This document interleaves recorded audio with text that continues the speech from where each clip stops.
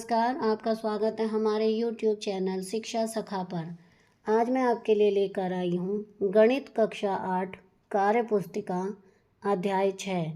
अध्याय का नाम है वर्ग एवं वर्गमूल। पिछली वीडियो में मैंने आपको अध्याय 5 आंकड़ों का प्रबंधन पाठ के अभ्यास का हल करवाया था। अगर आप मेरे चैनल पर नए हैं और अभी तक आपने मेरे चैनल को सब्सक्राइब नहीं किया है तो प्लीज़ सब्सक्राइब कर लें और बेल आइकन को ज़रूर दबाएं। मैंने अपने चैनल की प्लेलिस्ट में सब्जेक्ट वाइज लिस्ट डाली हुई है। आप जिस भी लेसन को देखना चाहते हैं मेरे चैनल की प्लेलिस्ट में जाकर उसे देख सकते हैं। पाठ की शुरुआत करते हैं। किसी संख्या को उसी संख्या से गुना करने पर एक पूर्ण वर्ग संख्या बनती है। 2 गुना 2 बराबर 4, 3 गुना 3 बराबर 9। 4 और 9 पूर्ण वर्ग संख्याएं हैं। नंबर 1, नीचे दी गई सारणी को भरो और पूर्ण वर्ग संख्या पर गोला लगाओ। मैंने इस सारणी को पूरा भरा हुआ है। मैं आपको छोटा करके दिखाती हूँ। ये देखिए इस तरह से, और जो वर्ग हैं उन पर गोला लगाया हुआ है, जैसे कि 1, 4, 9, 16, 25, 36, 49, 64, 81 और 100। बाकी गिनती लिखी हुई है 2 लाइनों में, और फिर पहाड़े हैं 2 से लेकर 10 तक। इस तरह से सारणी को पूरा करना है। प्रश्न है 1, क्या रंगीन खंडों की संख्या एक पूर्ण वर्ग संख्या है, हाँ या नहीं? इसमें लिखेंगे हाँ। नंबर 2, यह तुम किस आधार पर कह रहे हो? ये संख्याएं 2 समान गुणनखंड में हैं। नंबर 2, नीचे दिए गए पैटर्न को समझो व सारणी में भरो। क्षेत्रफल है 1 गुना 1, इस तरह एक ही बॉक्स बनेगा। आगे है 2 गुना 2, तो ये देखिए 2 बॉक्स यानी 4 बने हुए हैं, 2 दूनी 4। 3 गुना 3, मैंने 9 बॉक्स बनाए हैं। आगे है 4 गुना 4, तो ये 16 बॉक्स बनाए हैं। 5 गुना 5 में 25 बॉक्स बनाए हैं। 6 गुना 6 में 36 बनाए हैं। 7 गुना 7 में 49 बनाए हैं। 8 गुना 8 में 64 बनाए हैं। अब ये क्योंकि इस पे नहीं बनेगा, ये जगह कम है, तो इसलिए मैंने यहाँ पर छोड़ दिया है। आप इसे कॉपी में बना लें। जैसे कि 9 गुना 9, यहाँ 81 आएगा और 81 बॉक्स बनेंगे। 10 गुना 10 में 100 बॉक्स बनेंगे। 11 गुना 11 में 121 बॉक्स बनेंगे। 12 गुना 12 में 144 बॉक्स बनेंगे। 13 गुना 13 में 169 बॉक्स बनेंगे। 14 गुना 14 में 256 बॉक्स बनेंगे। 15 गुना 15 में 225 बॉक्स बनेंगे। और 16 गुना 16 में 256 बॉक्स बनेंगे। 2, सारणी में क्षेत्रफलों के इकाई स्थान के अंकों के समूह को में ए से भरो। तो ए बराबर है 1, 4, 9, 6, 5, 0। आगे है नंबर 3, 0 से 9 तक के उन अंकों को छांटिए जो समूह ए में नहीं आए हैं। इन अंकों का एक नया समूह बनाओ। तो इसमें हम लिखेंगे 2, 3, 7, 8। नंबर 4, 11 से 20 तक की संख्याओं के वर्ग लिखो। इसमें हम लिखेंगे 121, 144, 169, 196, 225, 256, 289, 361 और 400। 5वां प्रश्न है, इन वर्ग संख्याओं के इकाई स्थान को ध्यान से देखो। क्या इनके इकाई स्थानों पर समूह बी के अंक आते हैं? इसमें लिखेंगे नहीं। नंबर 6, क्या जिन संख्याओं के इकाई स्थान पर समूह बी के अंक आते हैं वे पूर्ण वर्ग संख्याएं हो सकती हैं, हाँ या नहीं? यदि हाँ तो उदाहरण दो। इसमें हम लिखेंगे नहीं। प्रश्न 7, क्या 62 पूर्ण वर्ग संख्या हो सकती है? सोच कर बताओ। नहीं, 62 में इकाई का अंक 2 है, जो किसी पूर्ण वर्ग संख्या का इकाई का अंक नहीं हो सकता। प्रश्न 8, निम्नलिखित संख्याओं में से उन संख्याओं पर गोला लगाओ जो तुम्हारे अनुसार पूर्ण वर्ग संख्या हो ही नहीं सकती। यह तुम्हें सिर्फ संख्याओं के इकाई के अंक को देखकर बताना है। तो हमने 38 पर गोला लगाया, 112 पर, 327 पर और 523 पर। प्रश्न 9, कोई ऐसी 5 संख्याएं बताओ जो पूर्ण वर्ग नहीं हो सकती। इसमें हम लिखेंगे 12, 73, 87, 98, 108। प्रश्न 10, 1 से 10 में सम संख्याओं और उनके वर्ग के इकाई स्थान को देखो। क्या प्रत्येक सम संख्या का वर्ग एक सम संख्या है? इसमें लिखेंगे हाँ। 2 का वर्ग, 4 का वर्ग, 5 का वर्ग, 8 का वर्ग और 10 का वर्ग। 11 से 20 में कुछ ऐसे उदाहरण दो। तो 12 का वर्ग आएगा 144, 14 का वर्ग आएगा 196, 11 है। इसी तरह क्या हर विषम संख्या का वर्ग एक विषम संख्या है? हाँ। 11 से 20 में कुछ ऐसे उदाहरण दो। 13 का वर्ग 169, 15 का वर्ग 225, 17 का वर्ग 289। क्या हम किसी संख्या का वर्ग निकाले बिना उसके वर्ग के इकाई स्थान का अंक बता सकते हैं? वर्ग के इकाई स्थान के अंक का पता लगाने के लिए संख्या के इकाई स्थान के अंक को देखना काफ़ी है। चलो इसे जांचने के लिए नीचे दिए गए प्रश्नों को करके देखते हैं। नंबर 3, सारणी भरो। संख्या 11, वर्ग के इकाई का अंक 1, संख्या इसमें फिर 12 में वर्ग के इकाई का अंक 4, 13 इसके वर्ग के इकाई का अंक 9, 14 वर्ग के इकाई का अंक 6, 15 वर्ग के इकाई का अंक 5।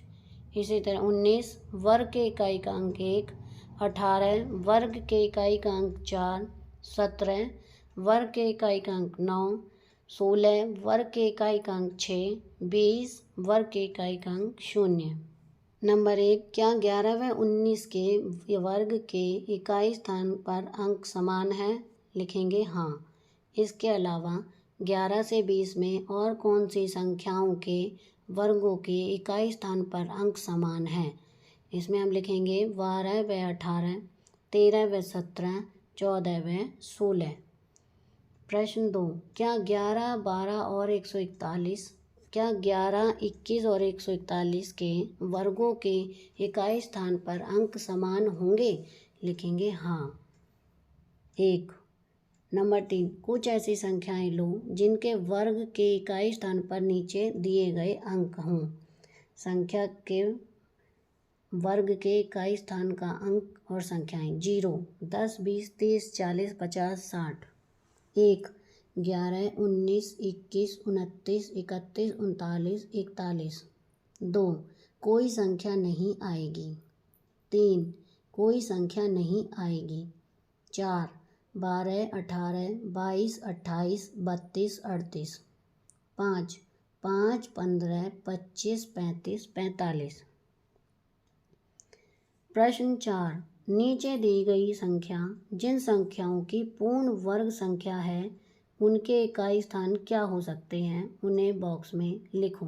नंबर 1, 144, 64, 1024 और 324। इसमें लिखेंगे हम 2 या 8। नंबर 2, 529, 169, 729, 2809, 3 या 7। नंबर 3, 196, 36, 16, 676। इसमें हम लिखेंगे 4 या 6। नंबर 4, 81, 441, 1521 और 2601, 1 या 9। प्रश्न 5, बिना गणना किए बताओ कि नीचे दी गई पूर्ण वर्ग संख्याएं किन संख्याओं के वर्ग हैं। नंबर 2, नीचे दी गई संख्याओं में से सिर्फ देखकर बताओ कि कौन सी पूर्ण वर्ग संख्याएं हो ही नहीं सकती।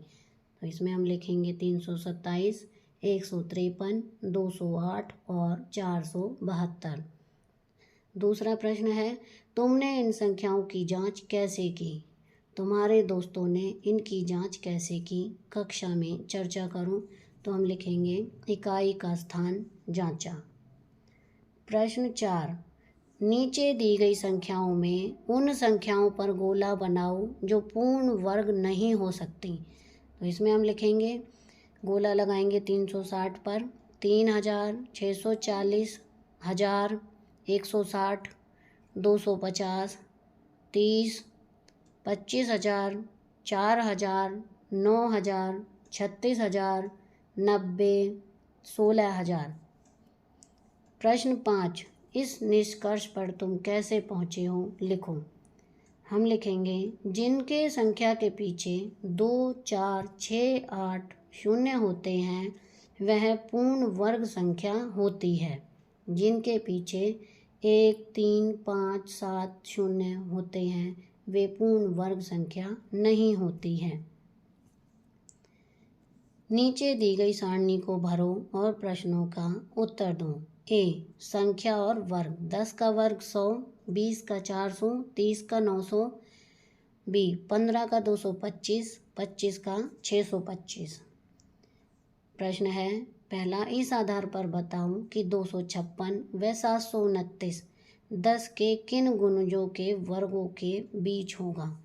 256 16 का वर्ग बराबर 16 गुना 16।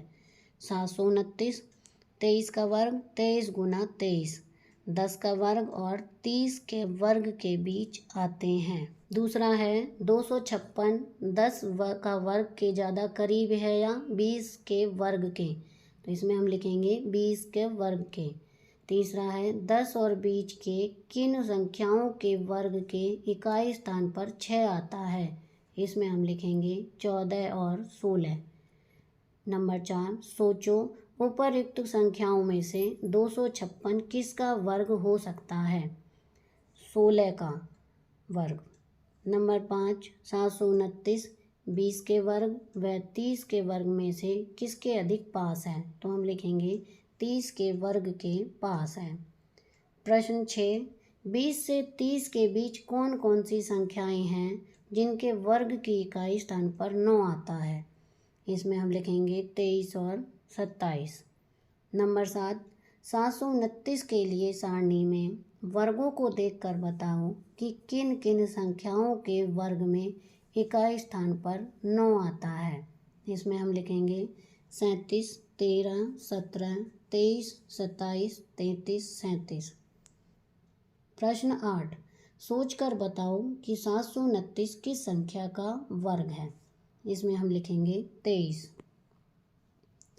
प्रश्न 10, अब इसी तरह 196, 441, 625 के बारे में बताओ। 196 बराबर 14 का वर्ग, 441 बराबर 21 का वर्ग, 625 बराबर 25 का वर्ग। इस तरह से वर्ग निकालने की विधि को अनुमान विधि कहते हैं। पैटर्न देखो और समझो। प्रश्न 7, पैटर्न को देखते हुए सारणी भरो। 35 का वर्ग, यहाँ पे 35 से लेकर 95 तक के वर्ग दिए गए हैं। प्रश्न है क्या यह पैटर्न 95 के आगे भी लागू रहता है, तो हम लिखेंगे हाँ, यह पैटर्न 95 के आगे भी लागू रहता है। नंबर 3, क्या यह पैटर्न 14, 24, 34 के लिए भी उपयोग कर सकते हैं, करके देखो। तो पहले हम 14 का वर्ग, 14 गुना 14 बराबर 196। फिर आगे है पैटर्न के हिसाब से 14 का वर्ग 1 गुना 2 और 4 गुना 4 बराबर आया 216। फिर इसमें आएगा गुना 4 तो 196। दूसरा है 24 का वर्ग, ऊपर भी 576 आया और पैटर्न के हिसाब से भी 576 आया। तीसरा नहीं, यह पैटर्न 14, 24, 34 के लिए लागू नहीं है। गतिविधि 1, जया व अभिलाषा को खजाने का नक्शा मिला। वे नक्शे के आधार पर खजाना ढूंढ रही हैं। इसमें शर्त यह है कि वर्ग संख्याओं पर चलते हुए जाना है। आड़ा, खड़ा व तिरछा जा सकते हैं। यदि गलती से वर्ग संख्या पर नहीं जा पाते हैं तो खजाना नहीं मिलेगा और दौड़ से बाहर हो जाएंगे। तुम भी इस दौड़ में शामिल होकर जया व अभिलाषा से पहले खजाना प्राप्त कर सकते हो, तो फिर देर किस बात की है, जल्दी से खजाने तक पहुंचो। तो ये देखिए, ये बनी हुई है सारणी। यहाँ पर हम सबसे पहले 49 से चलेंगे 400 तक, फिर 900, फिर 225, उसके बाद 729, 1, 64 और लास्ट में हम खजाने को प्राप्त कर लेंगे। 8, नीचे दिए गए पैटर्न को समझो तथा पूरा करो। 1 का वर्ग 1, 1 जमा 3 बराबर 4, 2 का वर्ग है ये। 1 जमा 3 जमा 5 9, 3 का वर्ग है। 1 जमा 3 जमा 5 जमा 7 बराबर 16, ये 4 का वर्ग है। 1 जमा 3 जमा 5 जमा 7 जमा 9, ये 25 आएगा तो 5 का वर्ग है। 1 जमा 3 जमा 5 जमा 7 जमा 9 जमा 11, 36 आएगा, ये 6 का वर्ग है। 1 जमा 3 जमा 5 जमा 7 जमा 9 जमा 11 जमा 13 बराबर 49, ये 7 का वर्ग है। प्रश्न 1 है, दी गई सारणी से तुम किस निष्कर्ष पर पहुँचते हो। इसमें हम लिखेंगे जितना क्रमागत विषम संख्याओं को हम जोड़ेंगे उनका योग उसी प्राकृत संख्या के वर्ग के समान आएगा। प्रश्न 2, पैटर्न देखते हुए बिना गुणन किए लिखो। 4 का वर्ग माइनस 3 का वर्ग आएगा 7। क्या यह पहले से चौथी विषम संख्या है? हाँ। प्रश्न 3, इस समझ से नीचे दिए गए रिक्त स्थानों को भरो। ए का वर्ग 9 का वर्ग घटा 8 का वर्ग बराबर 17। बी 11 का वर्ग घटा 10 का वर्ग 21। सी 17 का वर्ग घटा 16 का वर्ग बराबर 33। डी 21 का वर्ग माइनस 20 का वर्ग 41। इनको यहाँ पर हल करके दिखाया गया है यहाँ पर। अब है प्रश्न 4, क्या तुम बिना वर्ग निकाले नीचे दिए गए प्रश्नों को योग में बदलकर परिणाम निकाल सकते हो। तो देखिए, ए 4 का वर्ग माइनस 2 का वर्ग 5 जमा 7 बराबर 12। बी 6 का वर्ग घटा 3 का वर्ग 7 जमा 9 जमा 11 बराबर 27। सी 8 का वर्ग घटा 5 का वर्ग बराबर 11 जमा 13 जमा 15 बराबर 39। डी 10 का वर्ग घटा 6 का वर्ग बराबर 13 जमा 15 जमा 17 जमा 19 बराबर 64। क्रियाकलाप 2, आओ संख्याओं के साथ खेलें। कोई भी दो संख्याएं लो और उनके योग और घटाव का गुणन एक कागज पर लिखो। अब चुनी हुई संख्याओं के वर्गों का घटाव निकालो।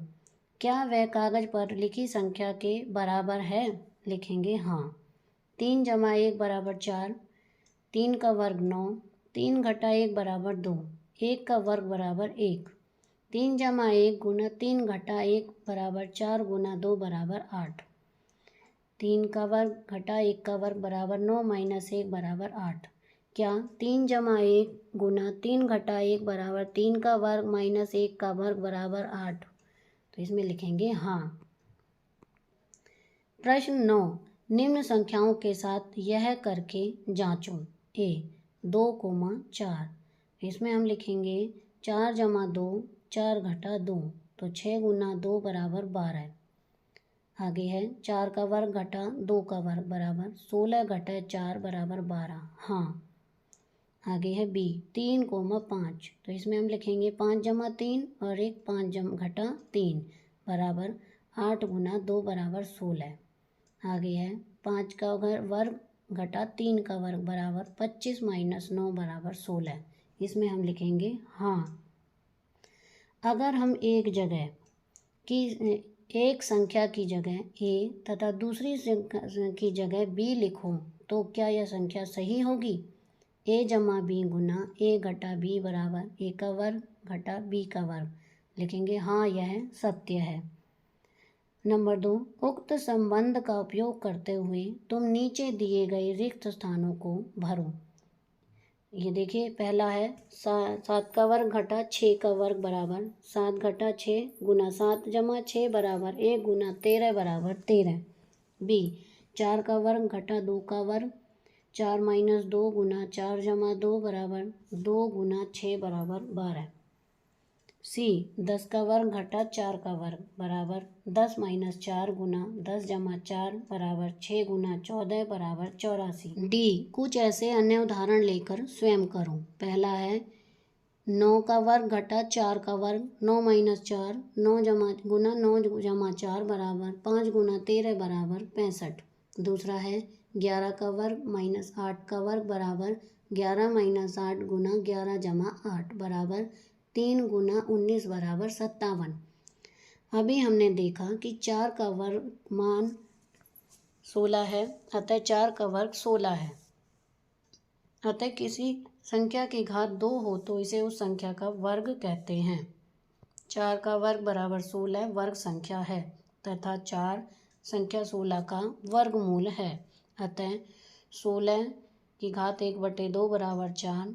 अतः किसी संख्या की घात 1/2 को उस संख्या का वर्गमूल कहते हैं। जैसे 25 की घात 1/2 बराबर 5।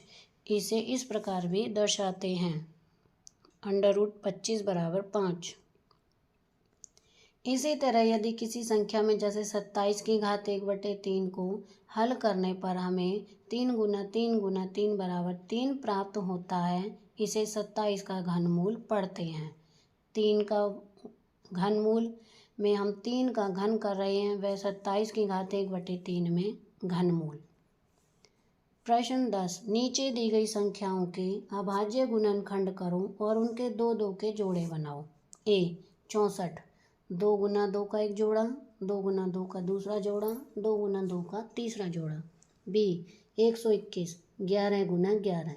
सी 81, 3 गुना 3 और 3 गुना 3 दो जोड़े।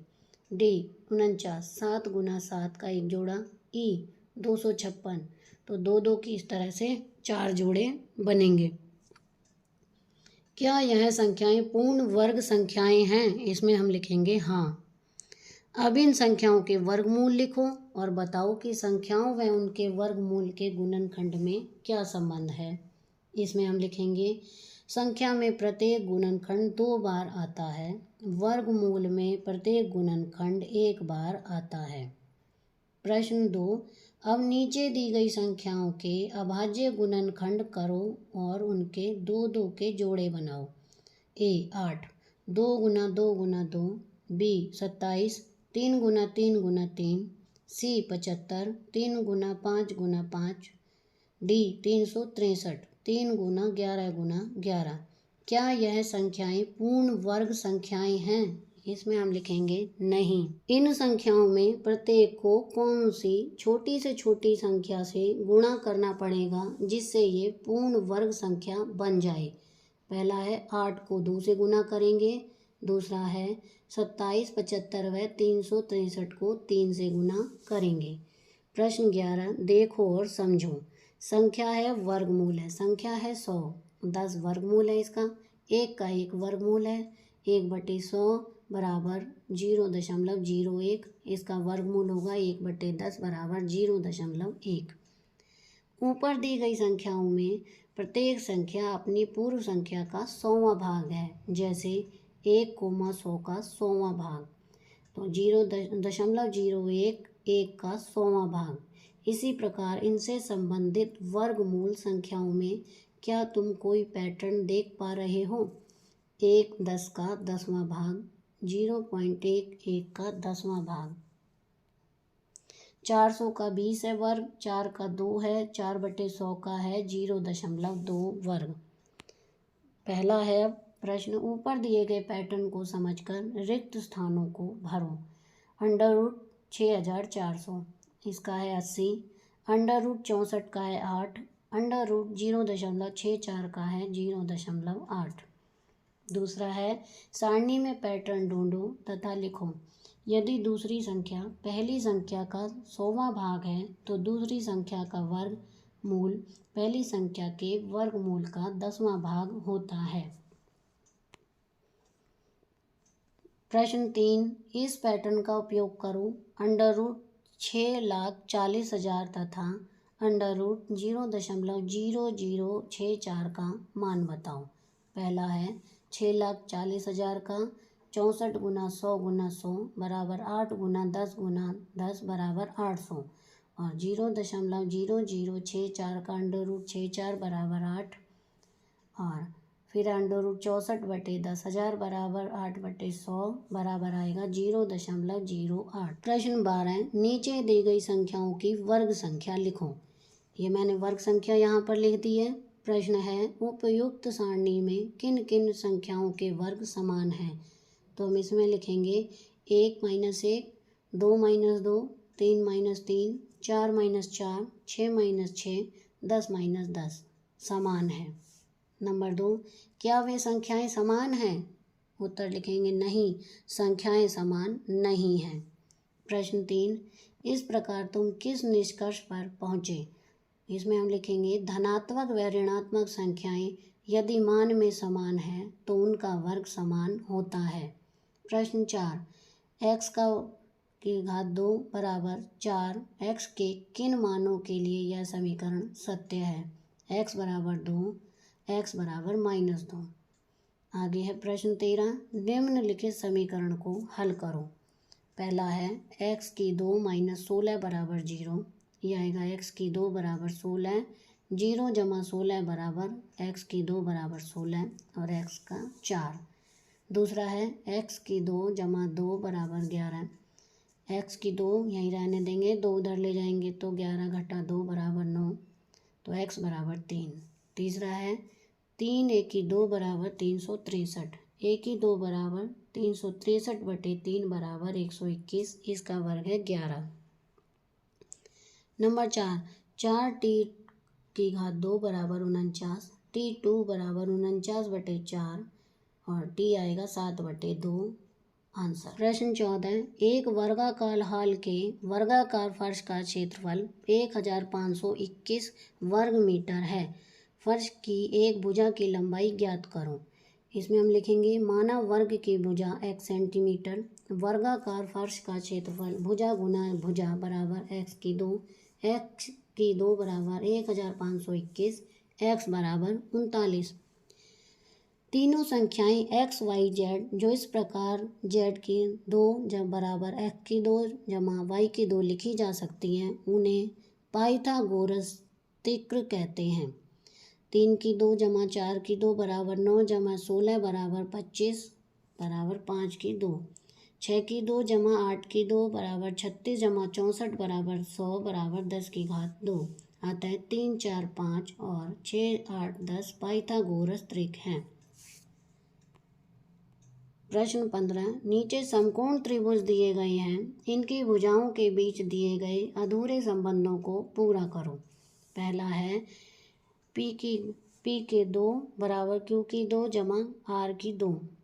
दूसरा है x की घात 2 माइनस y की घात 2 बराबर z की घात 2, x की 2 माइनस z की 2 बराबर y की 2। तीसरा है a की वर्ग 2 बराबर 6 का वर्ग जमा 8 का वर्ग। चौथा है k का वर्ग बराबर 17 का वर्ग माइनस 15 का वर्ग।